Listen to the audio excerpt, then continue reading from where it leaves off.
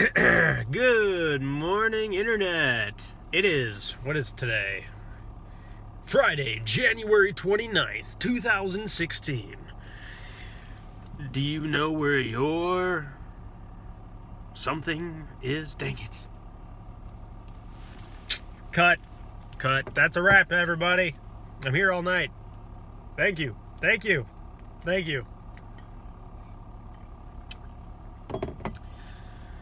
So, I'm in a good mood this morning. Got a good night's sleep. Couple good nights of sleep. And this project's starting to come together. As you guys know, I went through my this is my standard process for projects, as I do this like, my life sucks, everything sucks. It's actually, I am capable of doing this. It is possible to finish this. I got a lot of support from the people around me. It helps immensely. These videos have helped immensely. Just kind of like, I can go back and like watch over a couple videos and say, wow, it's amazing the emotional roller coaster ride I put myself through. Absolutely amazing. But, you know, that's without that feedback, guys, without feedback from you guys, without feedback from from other close relatives who watch my videos, without like perspective, you know, I need perspective. And without it, I'm a mess. You know, I was thinking last night, like it literally popped into my head. I've come to the conclusions. It's like when I get overwhelmed, frustrated, stressed, I run inward. Like I run inward and I isolate myself. I might physically be there, but I emotionally am like running inward, screaming. And the problem with that, like, and I'm trying to, you know, learn to not be so inward.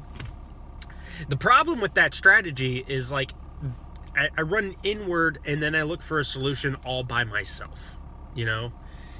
And I heard a wise person once say, I think it was a speaker at some conference, some random conference. It's like, I can't even remember. Maybe I read it somewhere, but you can't solve,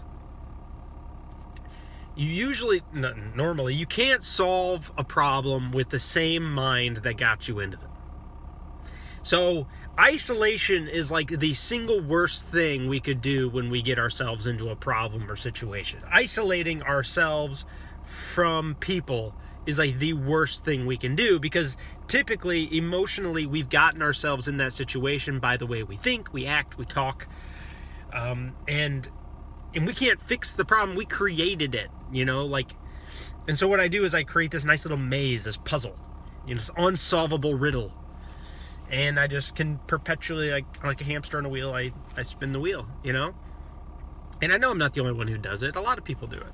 And it just, but that's like, that's in my nature, you know, to run inward, isolate. And it's like, if I just talk to people or throw myself out there or express myself or just be honest, it tends to go a long way.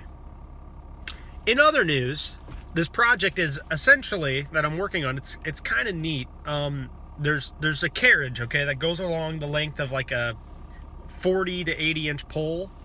The pole could be like 10 inches in diameter. It's like a big aluminum or steel pole.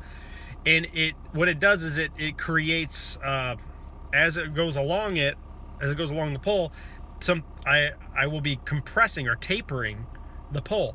So you can like close around it and then retract, and then close a little more depending on like what lengths of poles. Like maybe they want to make a pole that just goes straight like to a point, you know, gets a little smaller, or maybe they want to make a pole that does this, you know, and it goes bigger, smaller, bigger, smaller, bigger, smaller. I don't know, it can be used for a million different things. But the machine I'm designing is, while the carriage goes, it has to synchronize that closing and opening.